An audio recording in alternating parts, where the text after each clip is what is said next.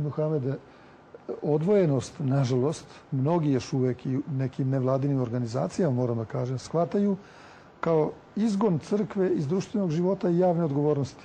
Ne samo crkve, nego verskih zajednica. Ali za suprotno vas optužuju. Optužuju vas baš da ste preuticani da jednim telefonskim pozivom možete da zaustavite zakon. Ništa mi nismo, apsolutno to ne stoji. To jednostavno ne stoji. Mi ne možemo da zaustavimo zakon, niti želimo da zaustavimo zakon, niti možemo da zaustavimo zakon. Niti će on biti zaustavljen. Vidite da je cela ta konstrukcija nije dobronamerna.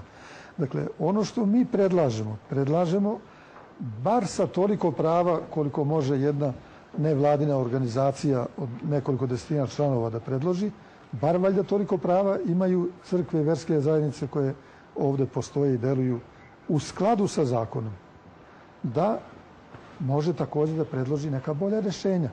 Doći će se kroz tu raspravu do nekih boljih rešenja. To je stvar dobre volje.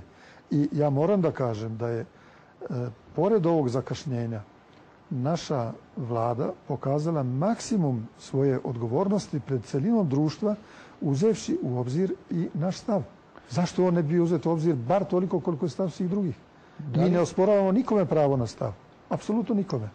Ali ne možemo dozvoliti da se zato što smo mi predstavnici crkava ili verskih zajednica nama osporava to isto pravo. A to se čini svakodnevno u jednom broju naših